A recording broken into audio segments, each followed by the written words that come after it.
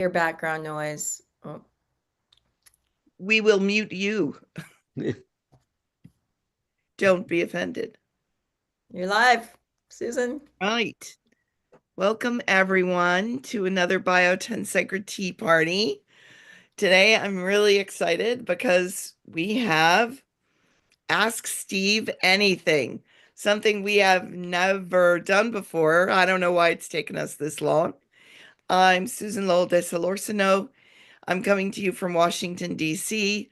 I'm here with my co-host, Graham Scarr, who's in Nottingham. We give away. Hello.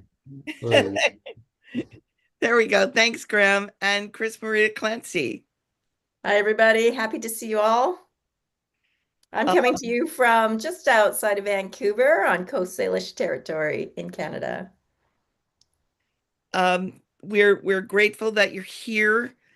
The Stephen M. Levin Biotensegrity Archive is a 501c3 nonprofit here in the United States, pretty much all volunteer run and on a shoestring budget. But we are, if you got our newsletter, trying to step up our requests for donations. And thanks to all of you who have been so very generous, because we have had in the past year, and we may have coming up in the next year, a number of papers that we really want to make be free access to everyone, what they call open access. That can cost the author, the head author, or the team above $3,000. If you work at a university, often the university will spring for that sort of thing. But as you know, we here in Biotensegrity are pretty much independent researchers.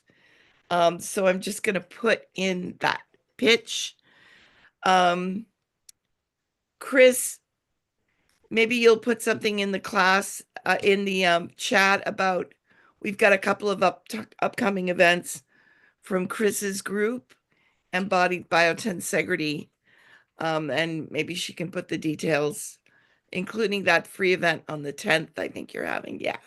I can make an announcement for the free event Sure. and what I'll have to do. Do you want me to say what's coming up? Sure. Okay, so we're really excited. In January, we have never before offered advanced concepts in biotensegrity. And this is a project-based intensive, 3 months, every second week, pretty much. We'll have 6 seminar classes with Susan, and everybody who participates will have a project that they'll work on, maybe or maybe not, they'll complete it. But within that, they will choose either 3 or 6 one-on-one sessions with Susan. So what I'm going to do is put the link to the application into the chat. And in January, the date, was it the 10th? Yes. Okay, just yesterday, Susan and I decided that on Saturday, January the 10th, we're going to have a short opportunity for advanced concepts Q&A. So the focus of that will be for people to bring in their questions, and we'll stick around a little bit at the end for those people who want to find out more about the advanced concepts course. Okay? Yeah, but it will be a free chat, and we'll, in the next archive newsletter, we'll give you details. So, okay, with that, very excited about Ask Steve Anything. Steve, thanks for being willing to be put up on the block here today. I have no idea why I did this. Let me just toast Steve. I'm going to toast you. I know you hate Oh, that, but I'm toasting Steve Levin because we're all so grateful for what you've brought to the table for all of us. well, thank you. Cheers. Cheers. And to all of you. Cheers, Dr. Levin. Thank you. Sorry.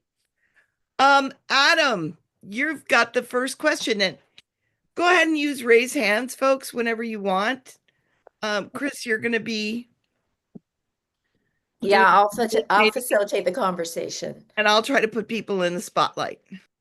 Okay, maybe what we can also do if you raise hands and then we'll try and write in the chat who's coming up next.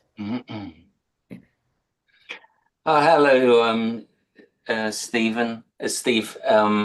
It follows on from our. I don't know if you remember, we spoke briefly a couple of weeks ago, the last time you were on. It really started the cogs rolling in my mind.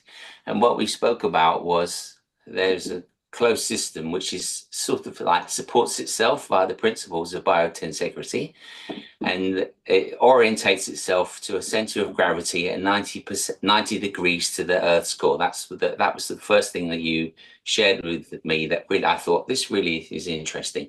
Then we would started to talk about how that closed system moves. And it came out in the conversation that it has to have an external influence to get it to move. If it's left on if it's left in a complete vacuum, it just is.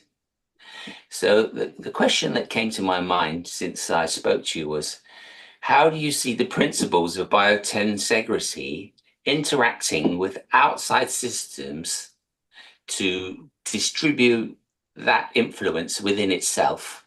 Does that make sense?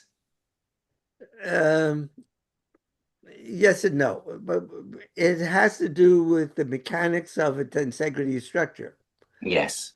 And so, when it takes the forces from outside the system and then redistributes it through the system using tensegrity mechanics. Yes. All right. And so that's where it's like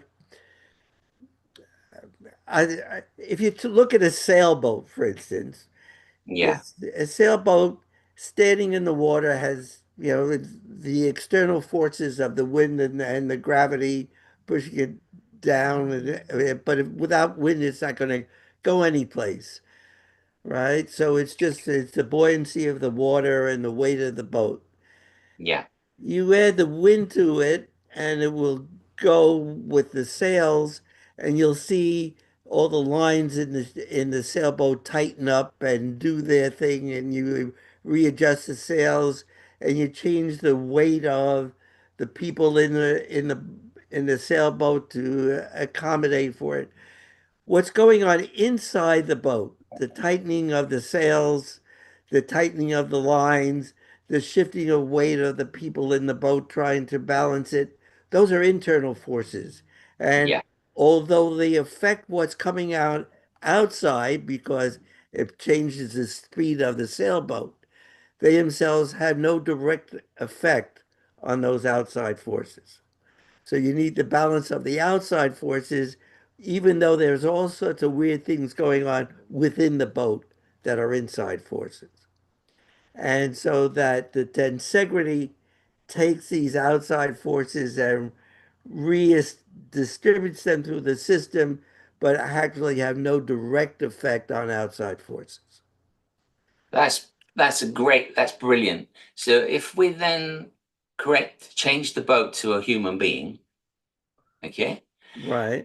the boat is sort of out of sorts. When you go to pull the mast up, one of the ropes is a bit short, the sail won't come up properly, as in my arm won't lift up. Do you see that sort of metaphor? So what I'm really interested in is developing a way, knowing where to touch outside of the system to help that rope lengthen so that my arm will go up. And I think that's one of the things that we can use this system to devise ways to do that. Yeah, that's your department. Yes. But in Yes. theory, that's a possible scenario to work getting. Yes, Yeah. it's understanding that you're influencing the inside forces in some way to Yes. reestablish the system and Yes. make, Yeah. one time in my life I had a sailboat. It was a Lightning. It was actually an Olympic class sailboat. I had no idea what I was doing with it. And I would sit in that thing and I'd be going, I said, what would happen if I tighten this particular line? And all of a sudden I tighten it and the thing would zoom or Yeah. sometimes flip over. I mean, But it's that kind of thing. It's still, you're doing the inside things to then interact with the outside forces. But it doesn't change any of the outside forces. No, so that's that, like you say, that's my area of interest. Where do I touch outside, and how do I touch outside to help the internal forces rebalance to come back using the potential influences of compression and tension? That's how I'd describe it. I think that, and what I really like how you've discovered or developed how the system is designed to rebalance itself. If you can give the correct external impetus, you can help that system rebalance. What goes on inside a system Yeah, is compression, tension, torsion, and what was the other? There's one other, I forget what it is, but there's a fourth one, something or other. And that's all you can do with in tensegrity systems, you only have tension and compression. yeah, You don't have the torsion and the bending, I guess it is. Um, so you only have tension and compression in that system. So that's what you're working with is the tension and compression. So, but that's your internal forces. yeah. But you really can't, say you're right. You have to learn what you're doing is redistributing that force in the system like a sailboat to Mm. get it all working in a coordinated pattern. Well, that's great to hear. Thank you very much indeed. It's inspiring me to carry on and try and develop this further. Thank you. And thank you everyone for making this space available. Well, thank you. It's our pleasure, Adam. Go ahead, Susan. Yeah. So I'm going to jump into what was just being said. So inside the system, there's just tension and compression, and those are straight line force dynamics. But from those arranging themselves tensegrally, from things at different scale levels, kind of coalescing and relinquishing and all of that stuff, we end up with not torsion, but helical patterns. So I want to make sure, Steve, if you could talk a little about, do I have that understanding right? But also where are the helices versus something called torsion where you have shear. Thank you. Right. As I said, there is no torsion in the system, but all motion in the system is helical. So it's the very nature that of the tensegrity is that when you put any force, a load on it or a force on it, it will move helically. So all motion in the body, and actually Greg Nevin talked about the last section last week. He pointed that out, that all motion is helical in the body. And it's not torque, it's helical movement, which is different. Thank you. Bob's next in one case or another, so.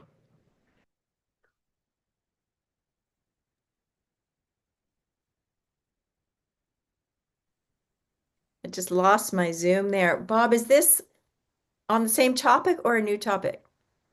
I just wanted to add something to just Perfect. to what Adam was saying.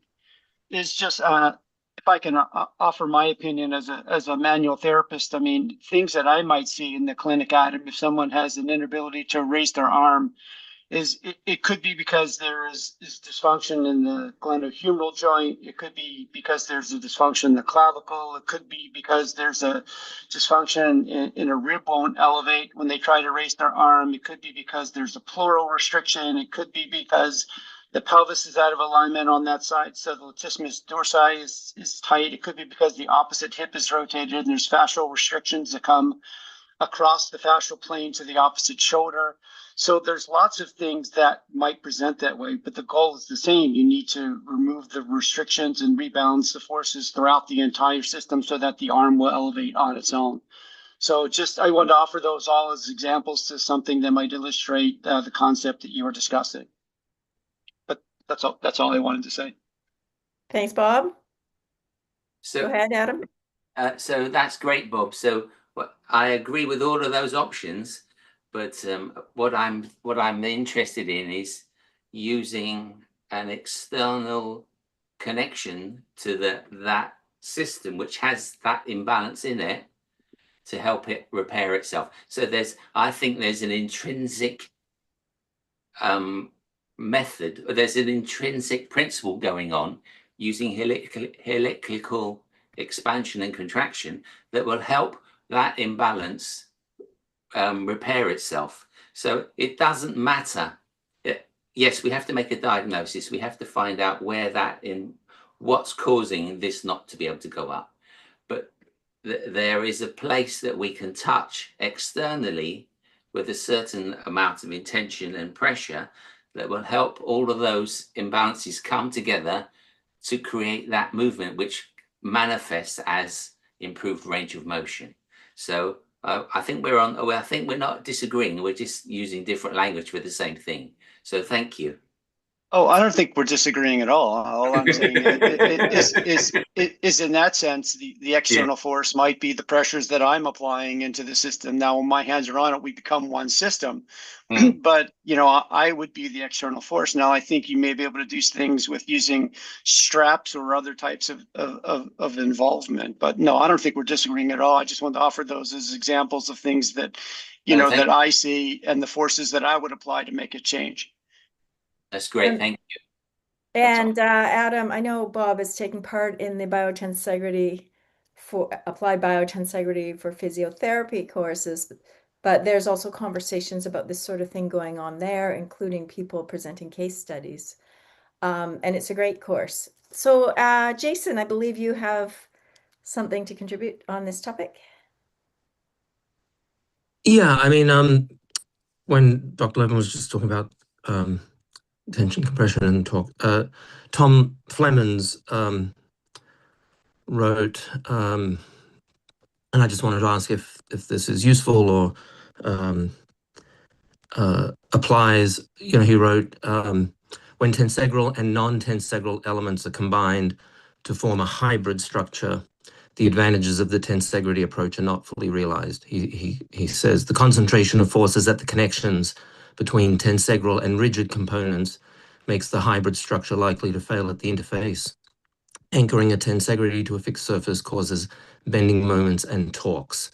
And so I guess my question is, while the body is a complete, biotensegral structure, etc., when are these, I think what Bob called imbalances, or, a connection that's not optimal between one structure in the body and another, is that, you know, is that the interface where things are failing, and so that's just what I wanted to contribute. That's obviously on the Tom Flemons archive website. Yeah, well, yes, the problem is within the system, within the body, you only have 10 several kinds of reactions because at that interface, things would happen. Now, if you don't, that's when things break. And so it doesn't if it's can't respond tensegally, it will things will break. But of course, even at that, even with tensegral forces, eventually you'll hit a point where the the material that's being stressed it just can't handle those kind of loads. So things will break under those circumstances too. So um, I often give the example of people, getting injured from falling, say, from a ladder and landing on their heel bones and crushing their heel bone. And that's a compression load on the bone that just can't handle it. But what also happens is they'll often also crush L1 or 2. And what happens in between the heel bone and L1 is not understood, but clearly those forces are distributed through that system until it concentrates at L1 or 2 and something breaks there. Now, L1 and 2 are soft, as so is the Oscalcis soft. So, but all these things in between get distributed in some way or other that's tensegral. But at the same time, you will at some point reach a point where the tissues are going to fail. I mean, When when Flemons writes rigid structures, I don't think of it in an engineering sense or a solid sense. I think a rigid structure in the body is one that's not allowing the movement to continue, or the force or the energy of that load or impact to then continue through it. And so I can accept that, certainly. Tom and I had long discussions about these things that you've seen on our video of it. So these would go on for hours and hours. And a lot of the release the tapes. clarifications we got were through these discussions. So I can't tell you how much I miss him. Mm. Yes, he's missed. Thank you, Dr. Levin. And thank you, Jason, for that question. It's really interesting. Yeah. Steve, you spoke earlier about being on this sailboat and making one small movement, and there was a cascade of, or maybe instantaneous, maybe a cascade of movements. And that brings to mind closed kinematic chains. And I wonder if you can talk about that same situation through the language and the lens of closed kinematic chains and relate it to what's going on in our bodies. Yeah, well, in closed kinematic chains, all things are happening at the same time, in parallel, not in series.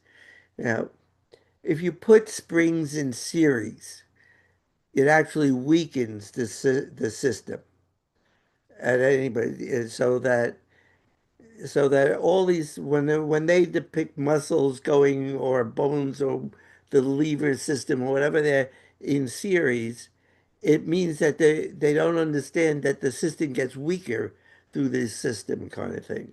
So anything when you're working with closed kinematic chains, everything works in parallel. Not only that, things don't have to shorten and lengthen except one point at one time. That's the external force driving this closed kinematic chain, and that could be ground reaction force. You don't have to have an internal force that does it. So if the ground reaction force provides the energy for movement in space, as you've talked about in walking and running, and for the strand base, it's the wind that's Right. powering. That's the external force. Um, the movements like you did when you changed the tension on that. I'm sorry, I don't know my Sailboat. Yeah, sailing. it's a line. That Yeah, yeah, line, yeah. Ropes on that is a sailboats are called lines. that is reconfiguring the orientation of the in the body, or reconfiguring the body, or the orientation of the sail, or what have you. But you see, in a sailboat, you do that and the whole sailboat comes alive. It doesn't just affect that one little thing. It can change the whole boat, how the whole boat is reacting, the whole sailboat. And that's what happens in the body. One tightening may affect, does affect the whole system in some way or other. Yeah, that's what I was fishing for. Yeah. Okay, Susan, go ahead. And if there's any other questions and you don't want to open up your mic and your video camera, please feel free to put them in the chat. Otherwise, raise your electronic hand. Go ahead, Susan. Thanks. And yeah, Neo's got a question too after me, but this is on the same kind of subject. So that's great, Chris. The lens of how we can take something and now let's apply the lens of the closed kinematic chains. I think another kind of framework to apply is systems, because I think that's what I'm hearing you talk about, Steve, is that the sailboat with you in it is a system that is interacting with its environment. And so when you change one thing in the system, the relationship to the entire environment changes. Do I have that right? Yeah. we're going to get into internal and external systems and forces in this kind of thing. And you're right, when you do an external force, it acts on a system. That system is what you decide it to be, usually, so that you can, you can put a, a series of separate items together and work them as a system, such as the different parts of that sailboat are become a system. Or you can take little pieces out and test them separately. So you can take out a sail and tell and say, okay, this sail is going to do this, and I can pull on this. But you really don't understand it until you put it into the system. And so that working in the system is different, is more than the sum of the parts. Right, right, right. So there's my body, that's its own system with systems within it. And then I'm in the sailboat. And then if somebody else is in the sailboat with me, they're also part of the system because that's an extra weight, or maybe they can pull on a line. So you've got these frameworks and nested scale levels depending on where you want to see it. Right. Exactly. I Here's my love best. I love this example of the sailboat and what's Yeah, coming yeah. through it. Yeah, I've been work. It's so I was getting my annual physical just the other day, and I was in the office, and they had a picture of a sailboat just standing in the water, and I said, "That's it." I mean, that was just 2 days ago. I said, "That's going to be my example." So here's my internal external uh kind of riddle. Think about Mexican jumping beans, or that's what they used to call them. Yeah, They were always in the hardware store up at the cash register when I was a kid. And there are these beans that are just sitting there. And of course, they've got a little worm inside that's making these things that look dead mysteriously move. Can you talk about that in terms of Mm. nested levels of internal and external forces? Thank you. that's a difficult question, but yeah, everything is nested in the body, and so that one thing will affect everything in the body. You can't separate things completely, but they get distributed through the system. So sometimes you don't know how to, how it gets focused is really what you're doing. How that's all done, I don't think we know yet, but we know it works through the system. And you can't, as my old mentor John Manelli used to say, you can't contract one muscle. You can't tighten one muscle. Everything is going to react to that. But you can focus the forces in some way or other through the system that we still don't fully understand. But at least we're beginning to get a picture that this whole thing has to work as a coordinated unit. And I can't, I'm actually not familiar with Mexican jumping beans, so I can't picture their movements. But hearing you describe them, Susan, it seems to me that if you're thinking of the system as the worm and the bean itself, when that movement that we see is the worm changing the center of mass, and then gravity is um, powering, I guess, or putting the energy into the movement. Very good. Yes, I would agree with that. Okay, great. Thank you. So we have Neo next.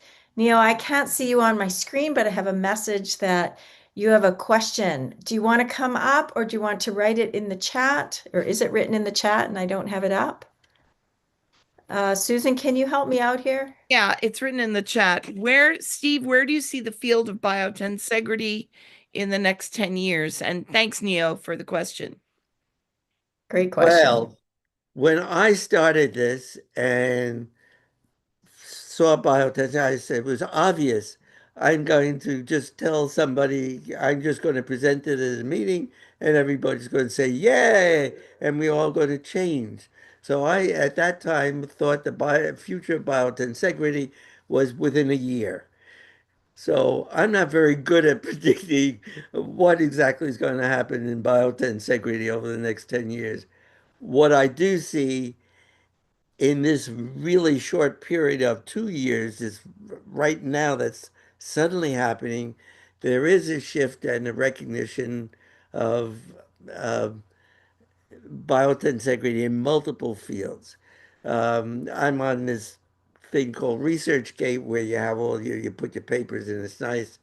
And I now have over 100,000 hits on my website, and I get to see people who look at my articles from around the world, a lot of them in research institutions and pretty high up in them. So it's at least getting to be discussed at a level that has never been discussed before. Mhm. Uh, I still have problems seeing it in the field of biomechanics. I only wish at this point that I was in a position to write some more papers and present them at some of these biomechanics meetings, because I do think we need a biomechanics person to get to these biomechanics people and present them. I will tell you that at one point I presented a paper at a biomechanics meeting, and the chair of the meeting actually got up and started yelling at me. I mean, screaming at the top of his lungs, "What are you talking about? You know, you don't know what you're talking. You're oh, get out of here." I mean, it was embarrassingly crazy like that. And it turned out he also was the editor of the Journal of Biomechanics, so it wasn't just anybody who was yelling at me. But I don't see that happening now. I see people will probably at least listen and then challenge me on it, which is what I expected in the first place. At that time, nobody was challenging me. They just ignore it, Mm. next, and that was it. Um, Now, will you or maybe Susan wants to jump in on this topic. And then the other question I have is, will you compare that to, say, the response that you had when you went to the dentist at McGill, I think it was, Yeah, not it so was many years ago? right. What was their response? They were, again, they were listening. There still weren't the questions I would have liked them to ask. I would most of the time I would talk to these groups, and they would, yeah, at first they weren't polite. Now the next series they were at least polite and they would listen. But I wasn't getting, I still haven't been getting questions that made, where they saw some understanding. I did a presentation at the veterinary college at Louisiana State University just a few years ago, and it was another thing. They actually couldn't understand what I was saying because I'd ask them what they were researching, and they would say they're researching this one muscle Mm, in some bird, or like the tongue of a parrot, or some little obscure little thing that they're working on without recognizing that it was part of the system. mhm, And mhm. this was the veterinary school in LSU, they're big into horses down there. So Susan Koenig asks, and I'm going to expand it a bit. Her question is actually a great question. What questions did you want the dentist to ask? And I could expand that as well to, what questions would you hope that the various groups ask? Well, this group is asking some of those questions.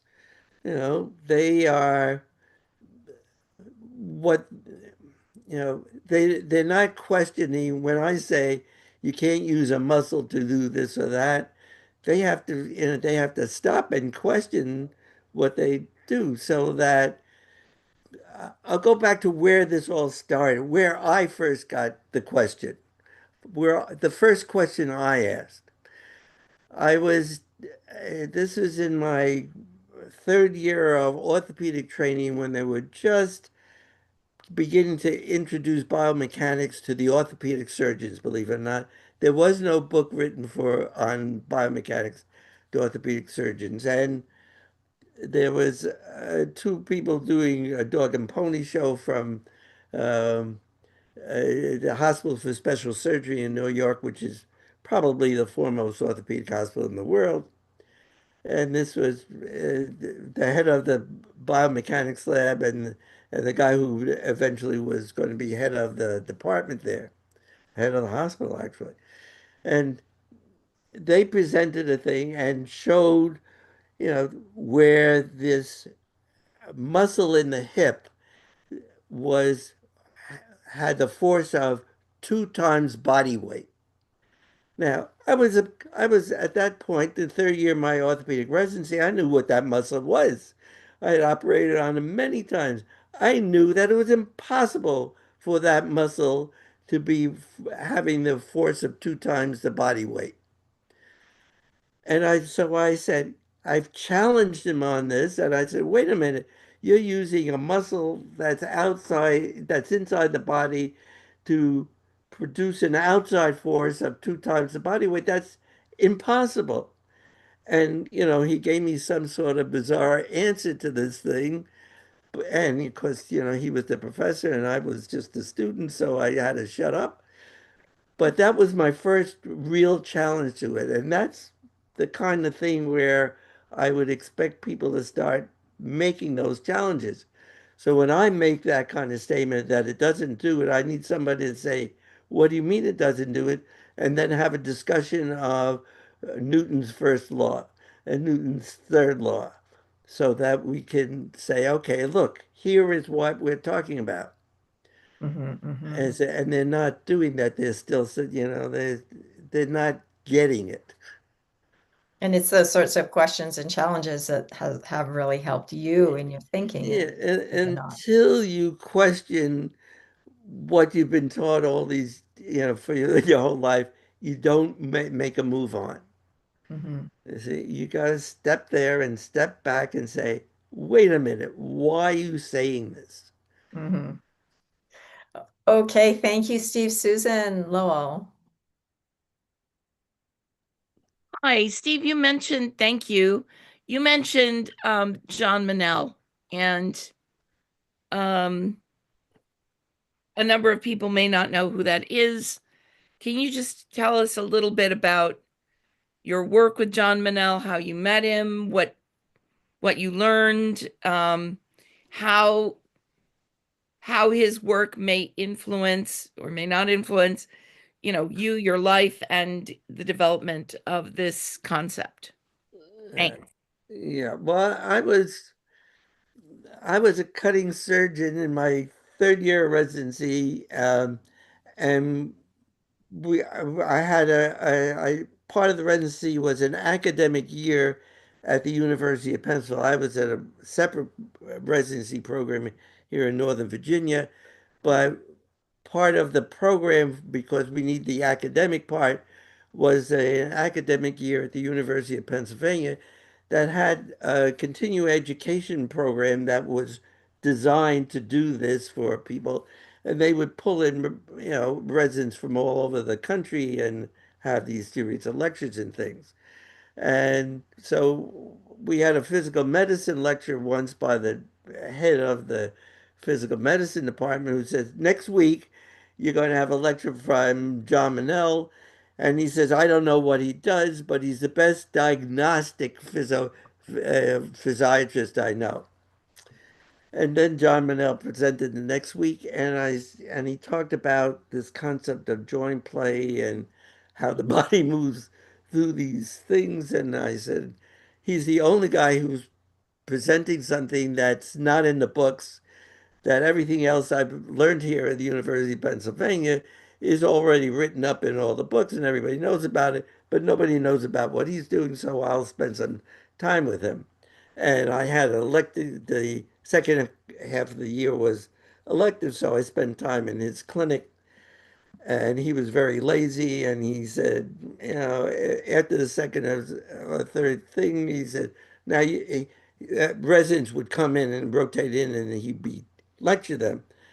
Eventually, he just said, "You lecture," and so I got into lecturing.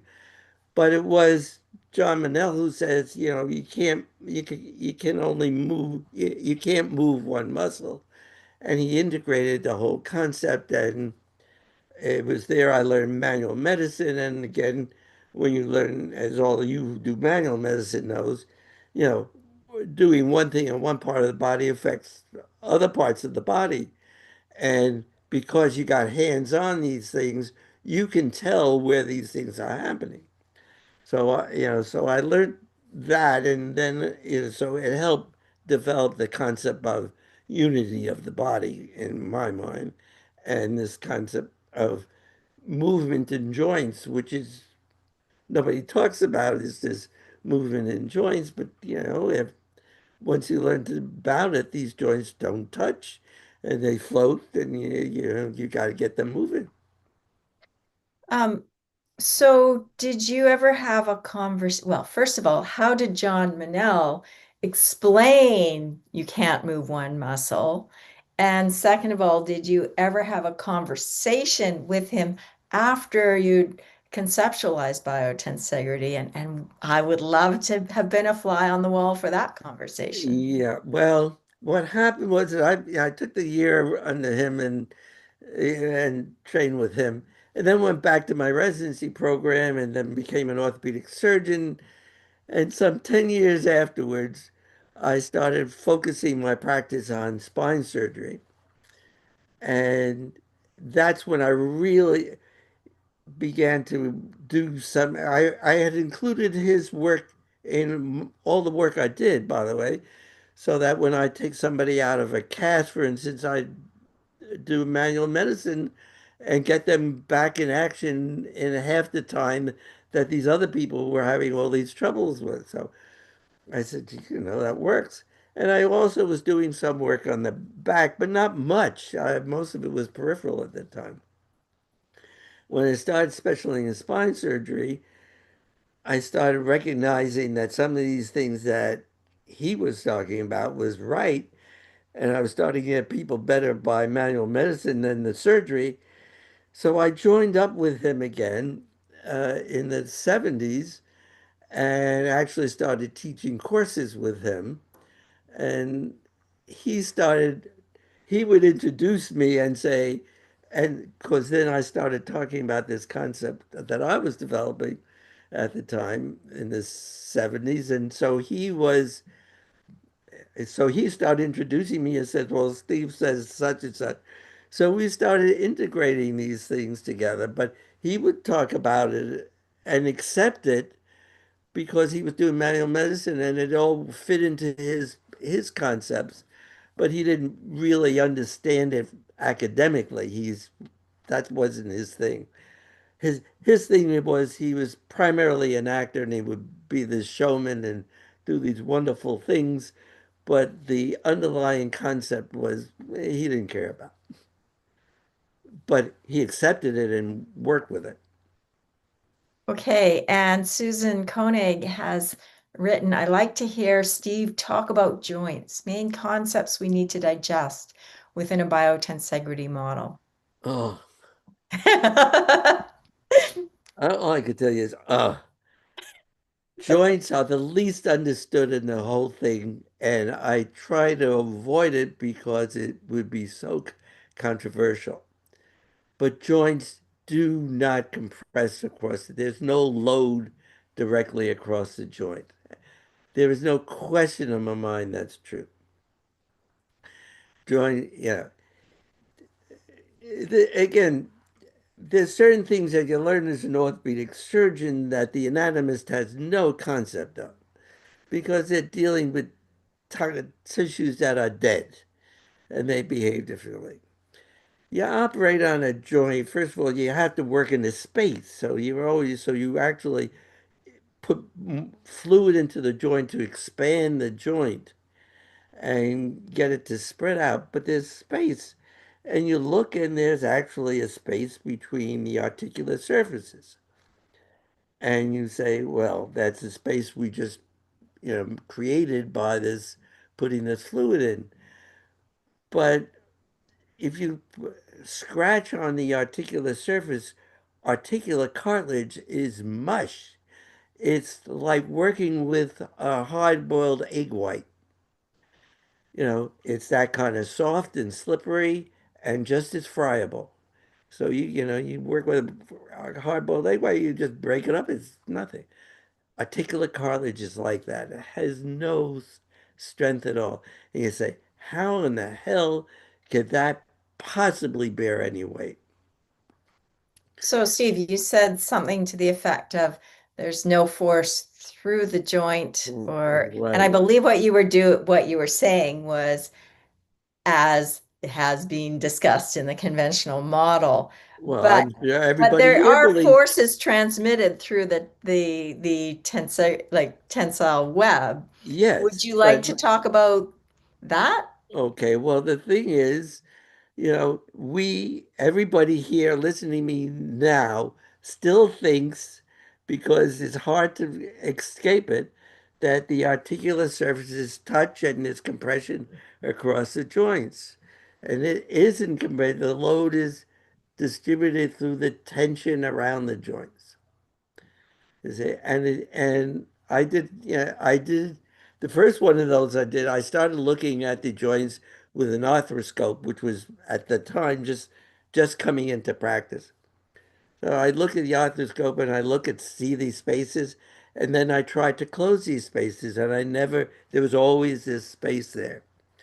And my most famous experiment was one of the orderlies in the hospital had to have knee surgery, and he asked me to do it, and I said I'll do it only if you allow me to do this experiment. In those days, you didn't have to go through big committees to get any experiments. So I put him on a tilt table in the operating room, and he was under local anesthesia, and I actually stood him up on a tilt table, watching the knee joint with an arthroscope, and that space never closed down.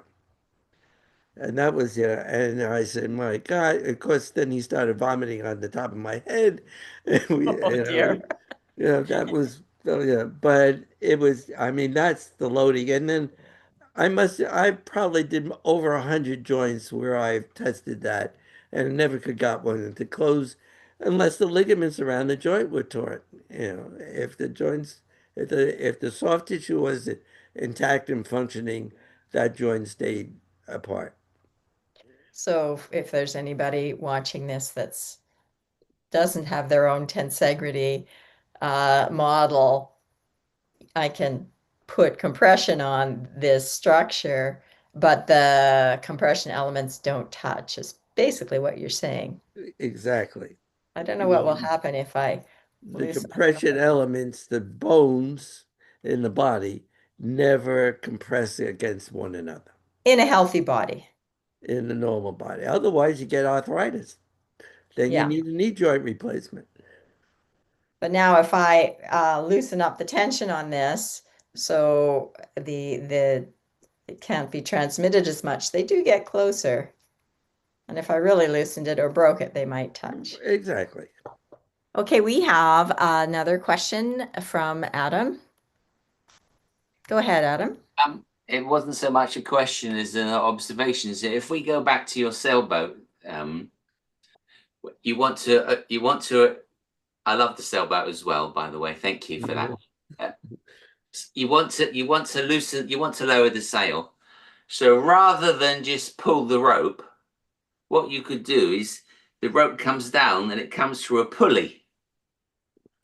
So if you use the pulley to redirect, you can still change the direction, but it's the force of asking the cell to change comes through a redirection. So we could say that the joints act as pulleys to redistribute the tensegrital potential. Yeah, probably, yes. Yeah, thank you. Yeah, I, we're you change, but the joints change the angles of the forces, exactly. redirect the angles of forces just like a pulley might. Exactly. So, thank you so much for agreeing. That's Right. made my day. Thank you. I can see the excitement in your face, Right. Adam. Okay, so if anybody has a question, please raise your hand. Otherwise, I have a question. Okay, Greg, welcome to your first, I believe it's your first time you've been here live. Please, yes, share your question with us. So I hope this is one everybody can relate to, but as I said before the recording started, I come from a world of paddle sport, from canoeing and kayaking, stand-up paddleboarding and rafting. And famously, all of our power generation tends to start low down in the body. And if you watch Olympic sprint, you will see the legs driving and the hips moving, and effectively the whole body pivots around the blade. And the forces generated in the lower body are far stronger than the forces that could be generated by trying to do anything with the upper body. And periodically, we have huge problems with athletes coming through who want to pull with their biceps and this sort of thing. And of course, it doesn't work. And my question would be around guidance for, or what you might say to parents of youngsters around what key things would you steer them to go and look at around biotensegrity to understand why maybe going and doing linear movements like bench presses might not be the most effective way to improve the quality of the biotensegrity structure and that we're dealing with here? Well, well, I wrestled in college, and so I understand what you're talking about because you don't. You have to work from the center out in a sense. So it's really putting all that power into the system rather than localizing it. Um, I don't know how to. You have to understand. I have my grandchildren and my great grandchildren are already into these things where they're learning that they got to lift weights and all that sort of thing, and I keep trying to get them away from it. So I think it's a hard philosophical thing to get these people to understand that you have to get the system to work rather than the peripheral, the arm things. And I don't know how to do that yet. I really can't tell you because, I haven't been particularly successful in this. Um, it is once they get into the sport and then they start beginning to understand that, but they never really understand that. They're still they're still out there lifting weights, not understanding that they're really trying to get the core thing to get the power out from the center out and pull the power from the ground into their system and then get it out of the system through that system. So I don't quite I don't fully understand how I can do that yet. It's part of the problem, and it's people like you who I need to help us do that. I mean, that's your job, not mine. We keep trying. Okay. But Um, thanks for the question. It's still, as I said, I I've been working. When I started this, I would try to get all these, solve how do I do this and how do I do that. I've now moved into being, I'm the basic scientist. I want to understand the basic science of these things and leave it to you people to then distribute it through the system, the rest of the system, the outer world.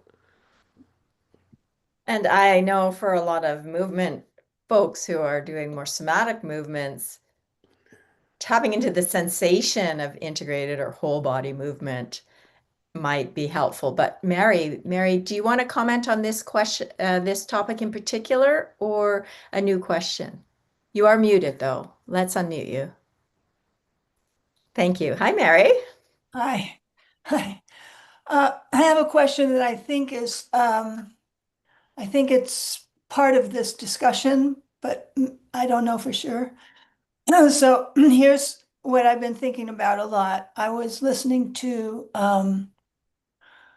webinar with Vanderval.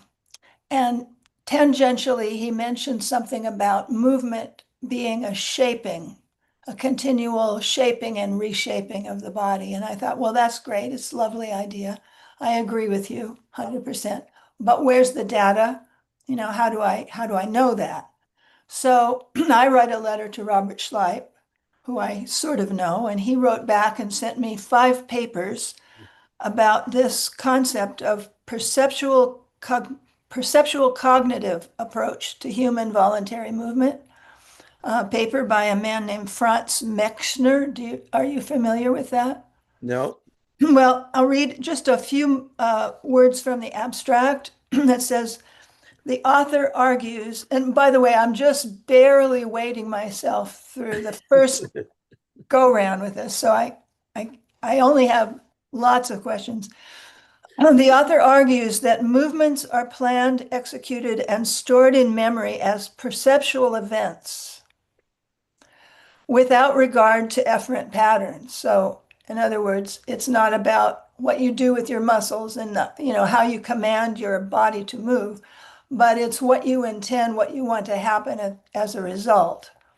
And he cites all this, research with finger movements that I don't understand at all. But at the end, he talks about a tennis serve and how a tennis serve involves several, I would call them whole body gestures, and they're like a repertoire of almost like dance moves that one would remember perceptually or kinesthetically or somehow, and they would always be there so that you would be able to improvise creatively. If something accidentally drops, you could catch it because you have this memory. And one of my colleagues calls it the movement brain because he said the research in how movement is organized in the brain is constantly changing. So let's just call it the movement brain and never mind about the bits and pieces.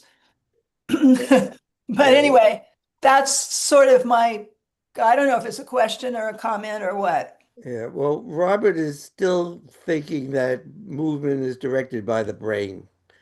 And a lot of us now are thinking that that's not true, that it's a system kind of thing, and the muscles and tendons talk to each other directly, and that it's a peripheral kind of a whole body thing. Right, And you're right that you don't bend your elbow, you reshape your arm, you right. reshape your body. So you can't just bend the elbow. There's a whole refiguring of the body when you do those kind of things. But again, Robert's still very much centered in the brain doing these things. And Yeah, but this paper is not. his This paper, papers, the paper, I think uh, the paper is talking about whole body response. yeah, That, well, but he's still, as I said, the last of his stuff that I read was that the brain is doing this, and and the nervous system and all that. We think the body, it's a local phenomenon much more than a central command phenomenon. It's it's small network communication. So a fish in a school of fish has no idea what the head fish is doing. It only knows what the fishes next to him are doing, and it's responding to the fishes next to them. And so the whole school works as a unit, but Mhm. not because there's a central director up top that's directing. It has to do how each fish or each bird is responding to the guy next to the ones immediately adjacent to him. And so that we feel that a lot of this communication is really small network communication rather than centrally controlled. And you're right, it's like, the thought is somebody's got to do something, but then often the body reacts without long before you think of how it reacts. So when a tennis ball is coming at you at 110 miles an hour, it's not I have to think of how I move my arm. It's a whole body response to it that is built into the system. Yeah, I think that's what this paper is saying. Well, I'm glad that I'm glad that he's moving and Robert's moving along. Oh yeah, Robert is always moving. He's a butterfly. And Greg Spencer brought up the ecological psychology line of things. I know, Bob, you had your hand up first. He has put something in the chat there. Also, people who are watching, whether you're on YouTube or here, we had a series of Biotensegri tea parties with on ecological psychology. And maybe, yeah, Greg, go ahead and then we'll call you up, Bob.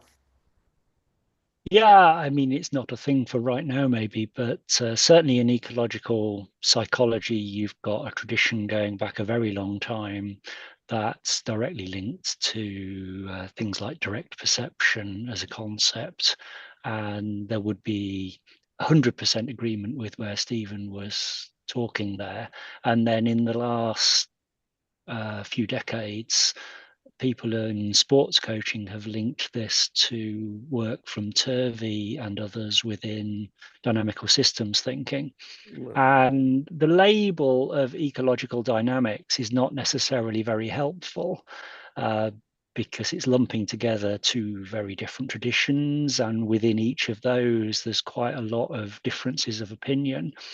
But for people looking at a starting point for sports coaching, the constraints-led approach is trying to make all of this bite-sized and accessible, and trying to look at how organisms lock into specifying information that will guide action. But it's not that it bypasses the brain, but it's looking at the whole system responding as part of an environment. And the great aspiration is to get rid of this almost artificial distinction, as if you've got an organism separate from an environment.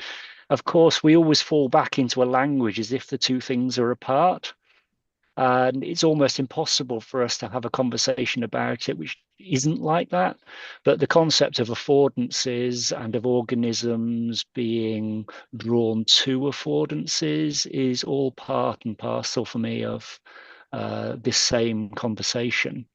But I haven't yet worked out quite how to fit biotensegrity structures into all of this. I just know that somehow it does fit. Well, Greg, you got a lot of work to do. I hope you Right. continue to join us and develop these thoughts and Yeah, ideas. what Turvey was very much into biotensegrity. And I worked with him on that uh, for a while and wrote a couple of articles with it in his journal when he did. But Turvey saw that the tensegrity was the only way that you could interpret the stuff, you could integrate the stuff he was working in into an organism. And said so. He actually has one line on he has a little video presentation on YouTube that just says just that tensegrity is the answer to this, that it integrates those concepts and the physical action in the body. I'm just going to jump in and add that it was Sergio Fonseca who introduced Turvey to Right. the concept. And Sergio was with us in the last, whatever number of months ago when we did our little kind of series on ecological psychology. So there's a few different tea parties that you might want to look at too. And Greg, tell us again what you do and where you do it, would you? Oh, I just dip my toes into little pieces of this and that all over the place. But the interest here in one way is very much coming out of working with lots of people across a lot of places where movement is significant, including in sport.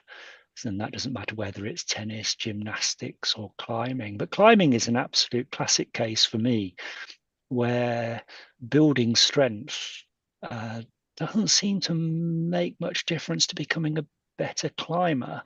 But in kayaking, for instance, we know that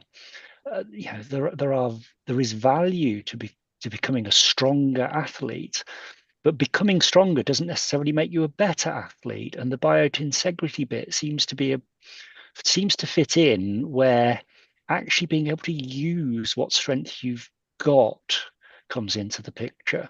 And if we keep coaching people with skills and separately training them to be stronger, we're missing the key link between actually making all of this work as part of a system.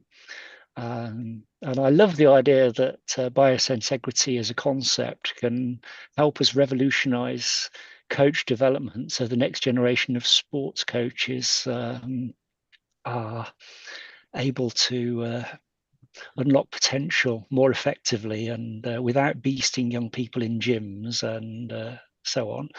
But we still seem to be a little way away from that actually happening.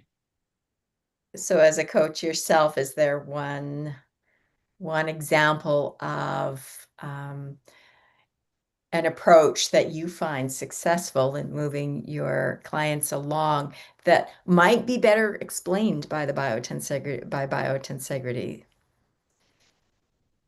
I think there are lots of little ways in which we can highlight how not to do things. You can't prescribe an answer that is straightforward, but you can highlight all of the things that don't work. So if you're going to use the biotensegrity structure of the body to transmit forces, learning how to be efficient as a frame is really key. And there's a massive difference between being efficient as a frame and actually trying to use muscles consciously to achieve an outcome. And for instance, a lot of people think if you're going upwards in rock climbing, that you reach up and pull yourself up.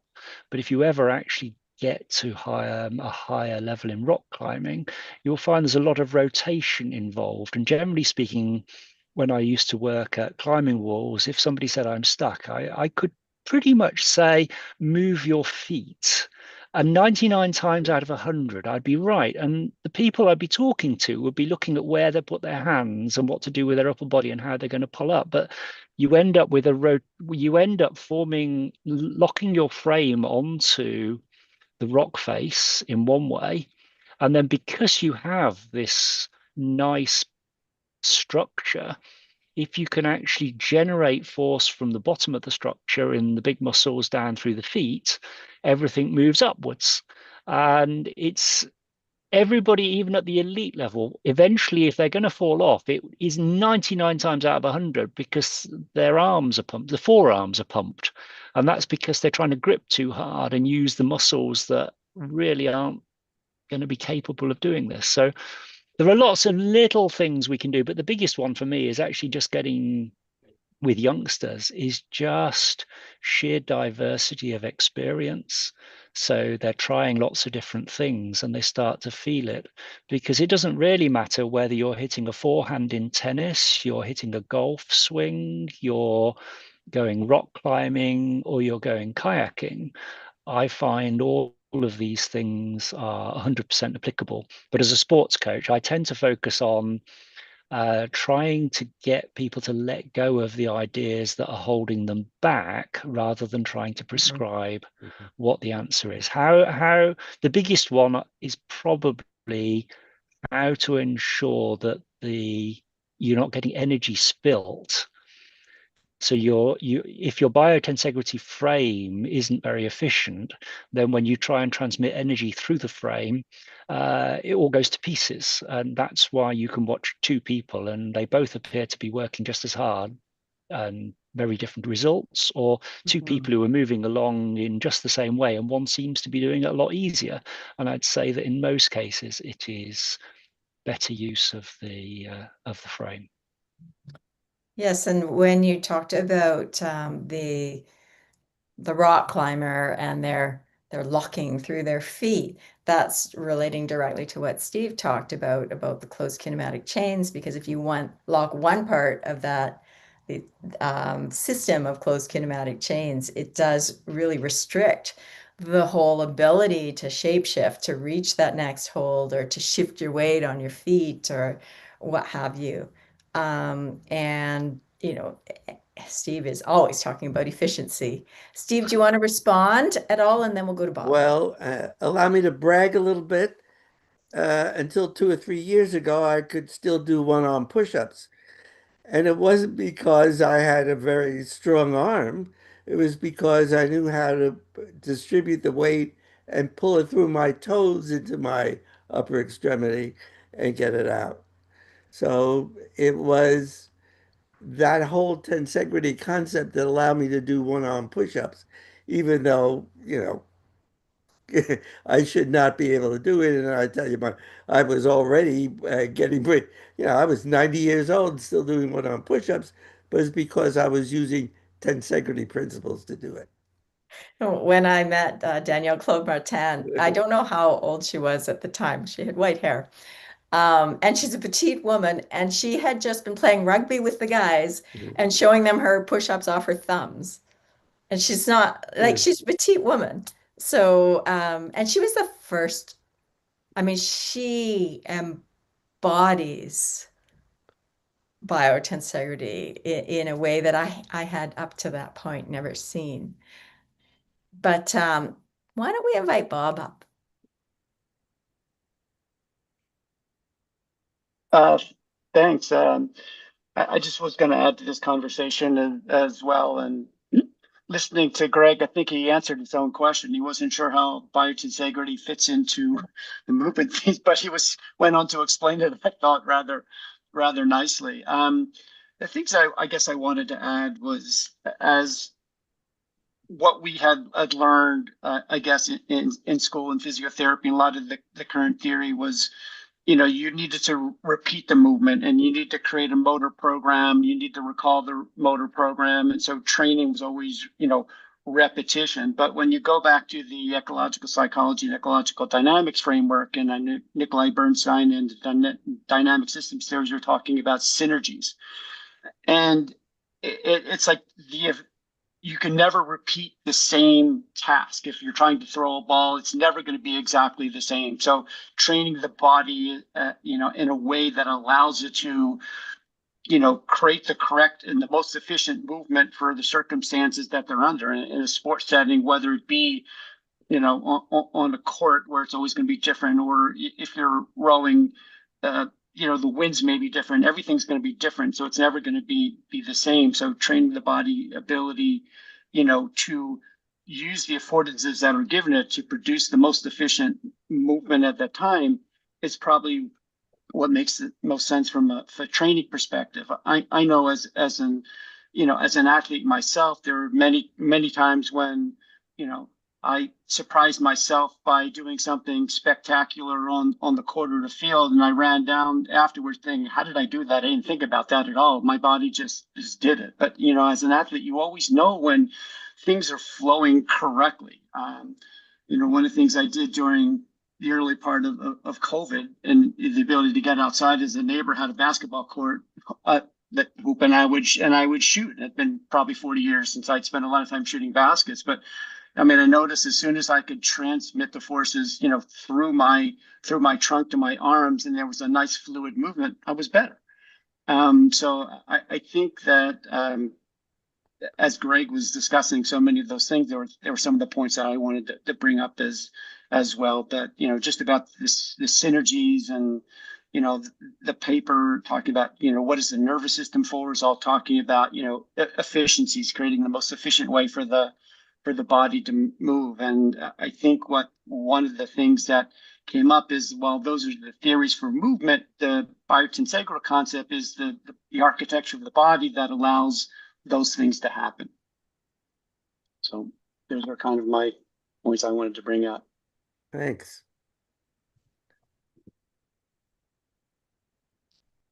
Can't hear you. There we go. Sorry about that. I just want to quickly notice that Mary said, thanks everyone for the links.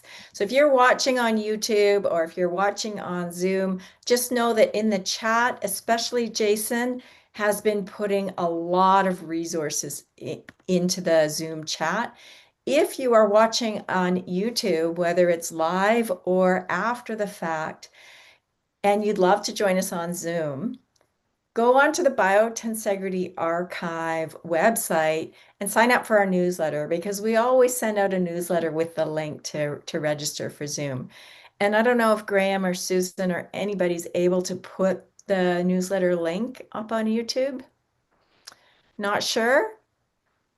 Okay, and if I don't see any hands up, please, Susan, interrupt me if Yeah, I think I can, I'll put the link for that. Okay, great. Thank you. And Steve, I have a question for you. So I think it was sometime last month, you came to one of our Trailblazers meetings and you said something to the effect of aging is like youth backwards. And I am really curious to know, and you were saying in reference, and you said, and I'm learning so much about biotensegrity, and I would love to hear more about that.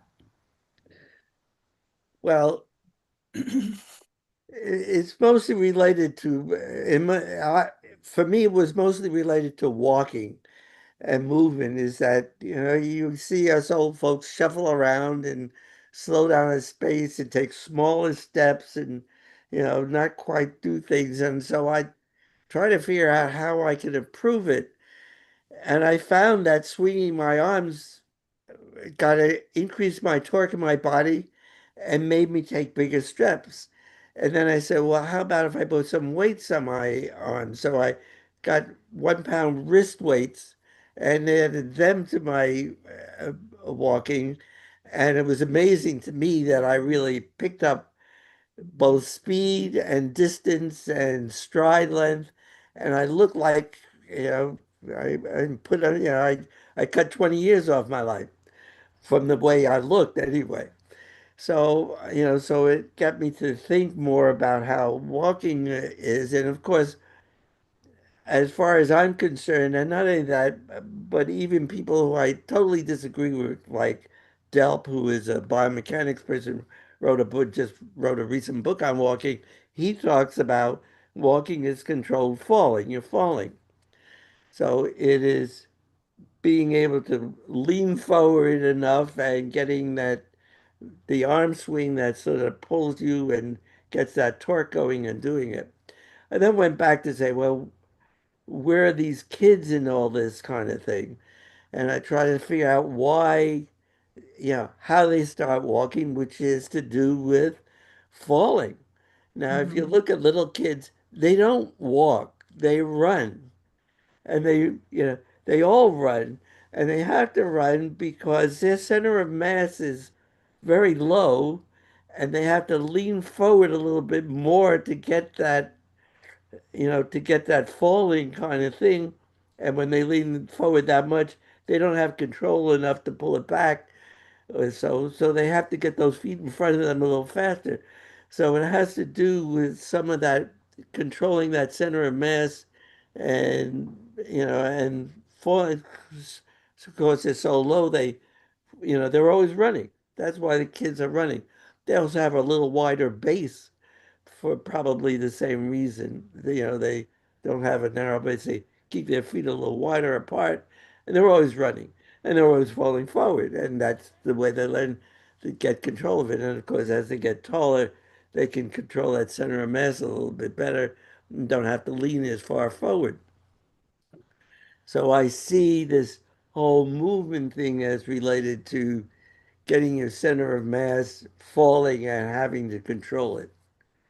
And Right. how And do you control it? the little kids, they bounce back a lot, but Oh yeah, well, faster too. they got Um, those elastic bones. so when I first heard you talk about the weights in the hands and such, I really, because sometimes I will put like a rock or something on my Mm, head and I feel like that's loading my springs because it makes me lighter and yeah. bouncier.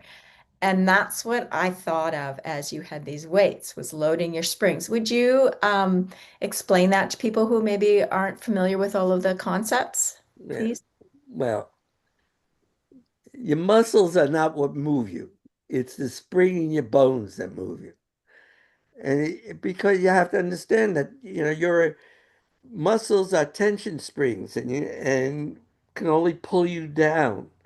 Springs are compression springs, and you compress it by the gravity forces, and then they can spring out and spring and push you. Stiff springs are better springs than weak springs from the standpoint of storing energy. So you don't need a lot of compression in these structures, but not only that, all the bones are compressing at the same time.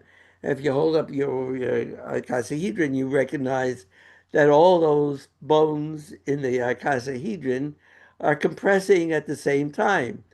So when you increase that, so the whole system is the bones expanding and contracting by compression of gravity and then moving out peripherally from the center of mass out. So it's like if if you, for instance, throw an unbalanced weight, like say a hammer, which is heavy on one and the other, it'll spin around in space, but the center of mass is a pure parabolic shape. But it looks like it's swinging around in all directions, but it isn't. Its center of mass is going straight. So what you're doing is getting this thing swinging, but you're directing that center of mass, and that center of mass is from your compression of your bones that then spring out. Muscles stiffen joint. They do not shorten, and certainly in closed kinematic chains, they don't shorten. And that's just not me saying that. We're talking about McNeil Alexander says that, going back into the 90s and before that, when he did some of his early work on it. So muscles stiffen and expand, but they do so auxetically, and they're part of these closed kinematic chains. And it's the bones, the compression of bones in response to gravity, that where your energy comes from and your movement has come from. So when I was doing these one-arm push-ups, I was digging my toes into the ground as hard as I can because that's where the force was coming from more than any place else. Great. Thank you. Okay, Mary, you're unmuted. I don't know if that's because you have something you want to say or just because you're unmuted. Okay, go ahead, Susan. Hi, Craig. We've got some questions on YouTube, which is very active today in terms of the chat. So I'm glad I took a peek. One is, what occurs in the body with movement disorders such as Parkinson's? Is it a neurological condition, or is it the tensile network also involved in the development of tremors? So that's one question. Yeah, you're getting into pathology again, and I still don't understand the normal. How am I going to do the pathology? You can work backwards and try and learn some of the in pathology. Sometimes it gives you the clue to the normal, but it's not always the other way around. Um, so I don't really understand Parkinson's enough and how it fits into this model. But of course it does. It's just that we're not there yet. Were there any other YouTube questions, Susan, or should we move on to Michelle? Why don't you go to Michelle, and I'm looking through it. Thanks. Okay, thanks. Hi, Michelle.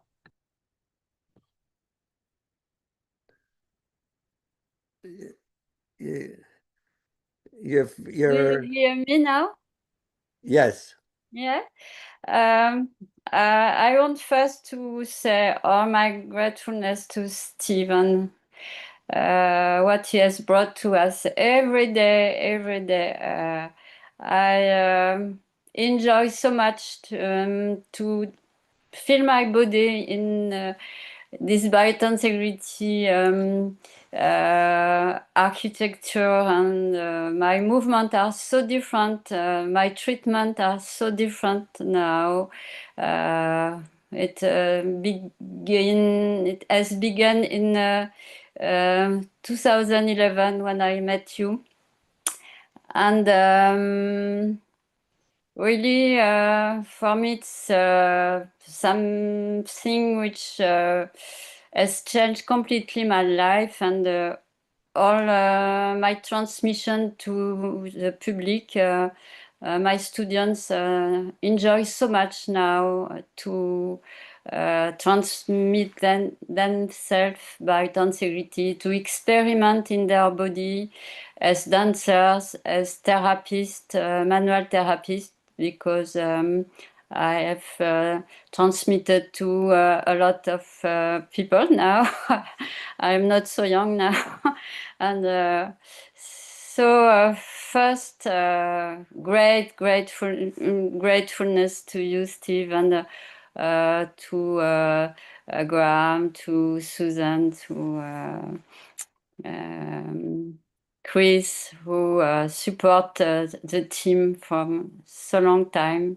And I have a question, but perhaps it looks scary question. It's about how has emerged for you the moment to speak to us about close kinematic chains, because when I began to hear your lectures, you didn't speak about that. In 2011, the model who was the most efficient for you and for us was the icosahedron. And I remember we were in Drongen, and I think it was in 2013, and you did a lecture um, on the focus of close kinematic chains, and I was wondering why, how did this emerge for you, and why it was so important? Because I thought with the icosahedron we could understand everything in biotensecurity. So why did you extract from the icosahedron this close kinematic chain which are included in icosahedron? Uh, yeah, well, it's a wonderful question. I don't always know why these things happen, but to give you to go through the history that Michelle and I have been together, is that we started doing these meetings, the Biotensegrity Interest Group meetings in Europe, uh, and I would have to come and give a lecture every year to this Biotensegrity Interest Group because had to keep it going. And so I was always looking for another thing to link onto. And you're right, I didn't, the closed kinematic chains came to me somewhere in 2013, and that was my first presentation on it, and it came from essentially nowhere.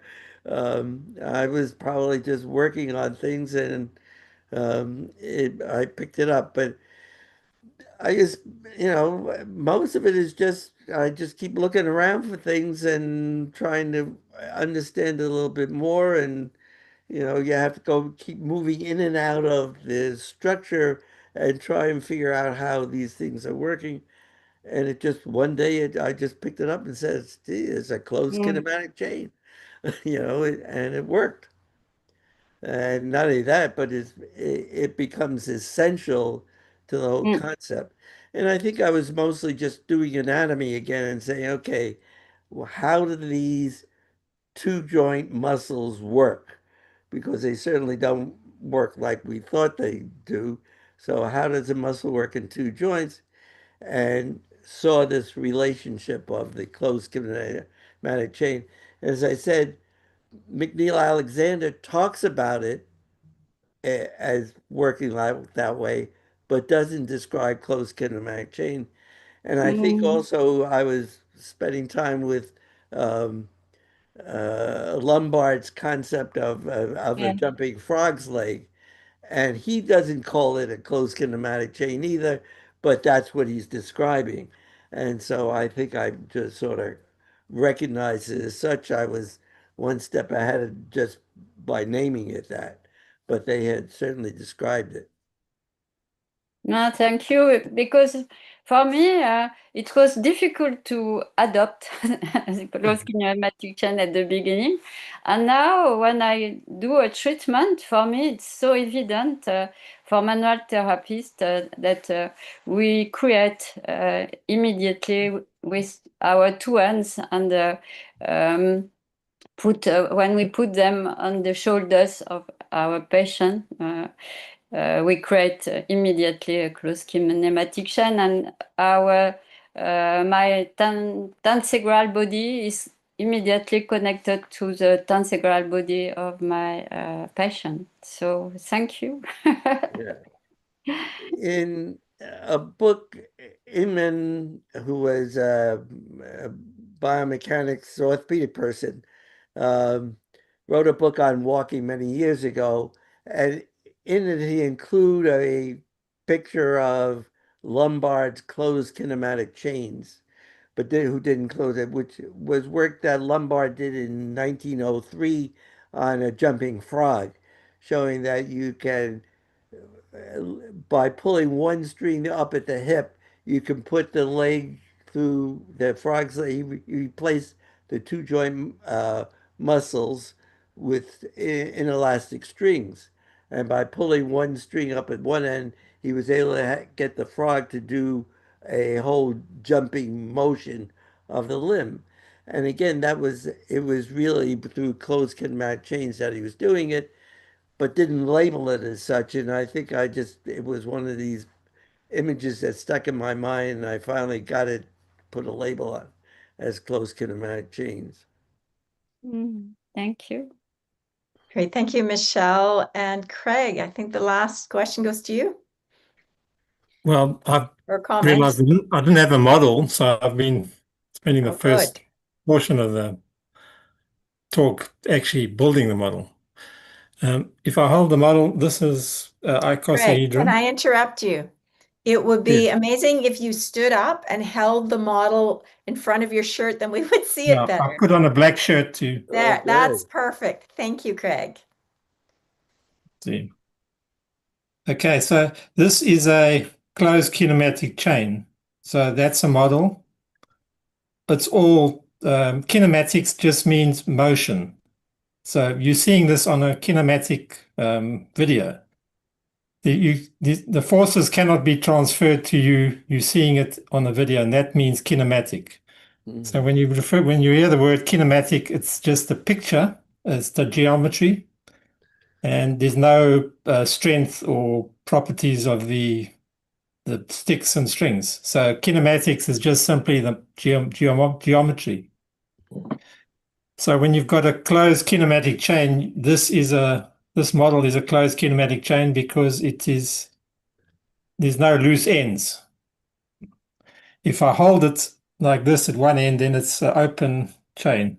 It's floppy. It's moving within the room, but it's not constrained it's not closed.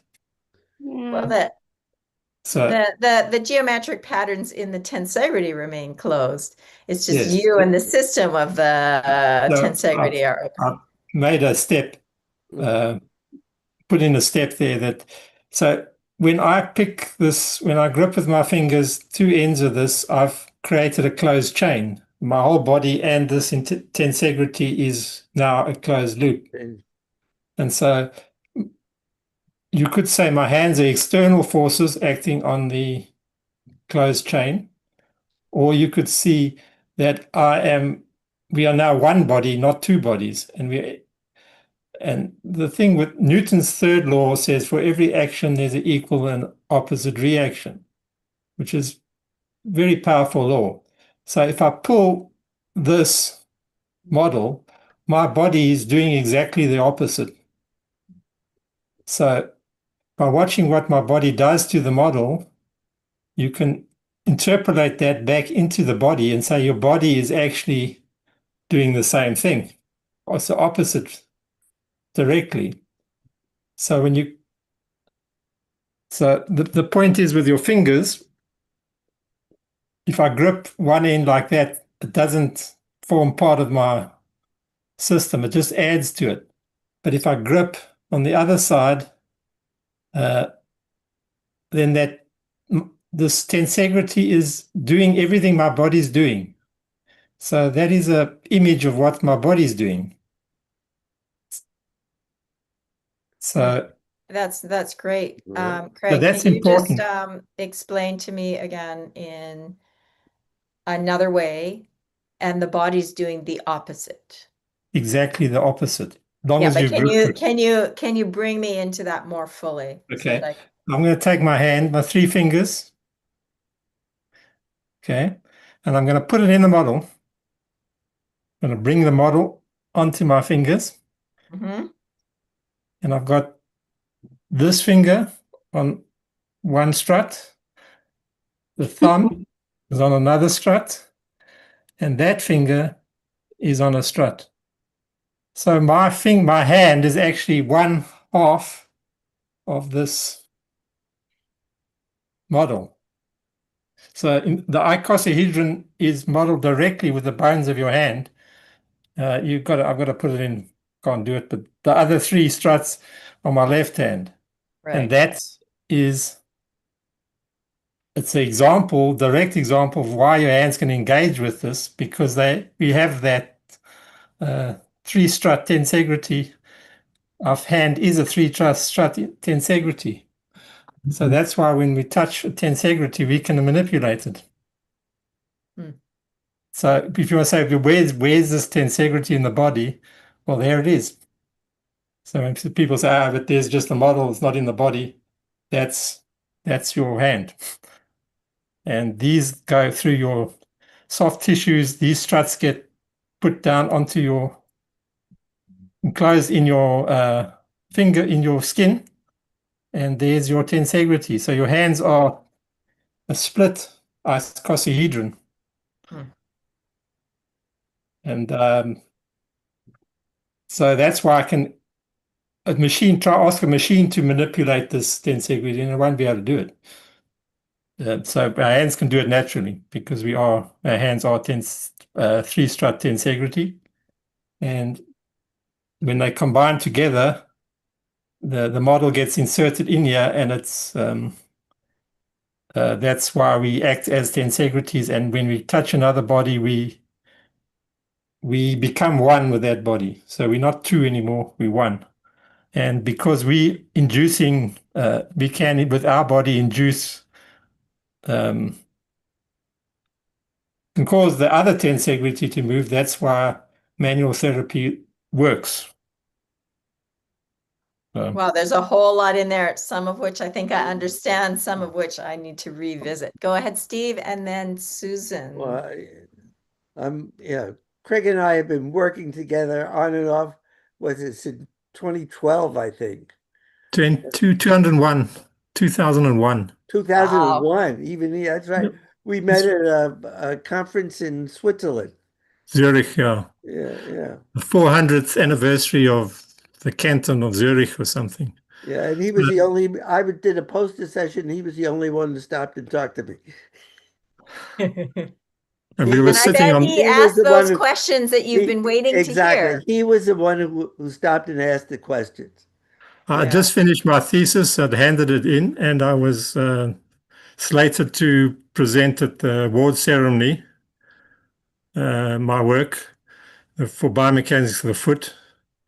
But the exact same work that was nominated for the award ceremony was failed as my PhD. So I know exactly what Steve, the rejection of as soon as I met Steve, that was the end of my biomechanics career. But we sat outside on the steps and we I amused that Einstein sat there in 1901, same Right. university, Mm, and the two of us were sitting talking while the rest had a conference behind us, and we just carried on all day. that's great. Thank you, Mm. Craig.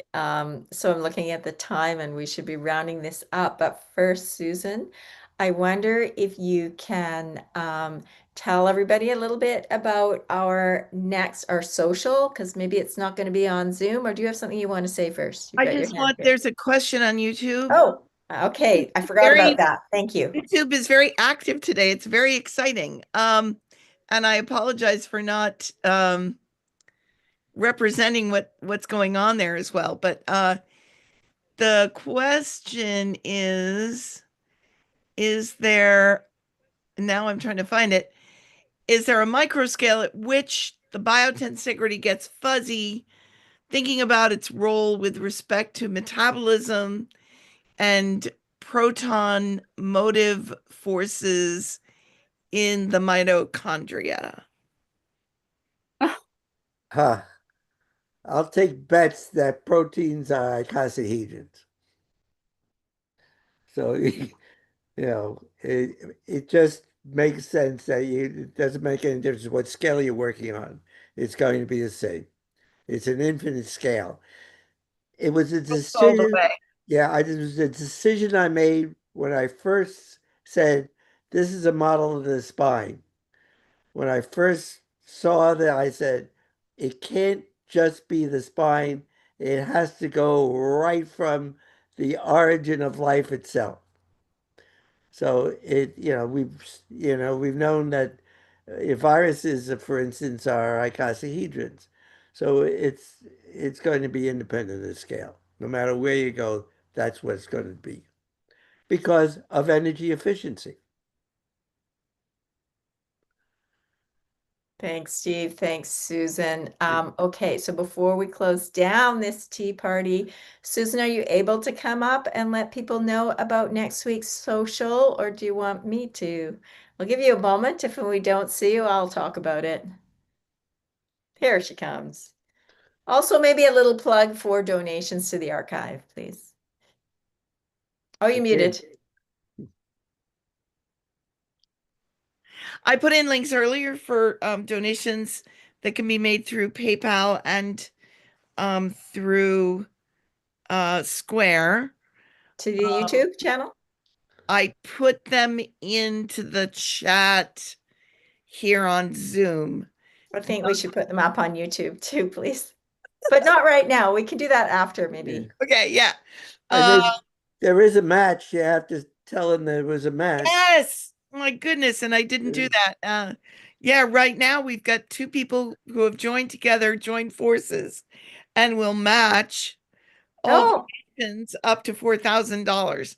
So we're really trying to get money together so that we can pay the extra money for papers that are coming out to be open access, so that they're not only accessible for free to people who are within academia, but to anybody who's interested.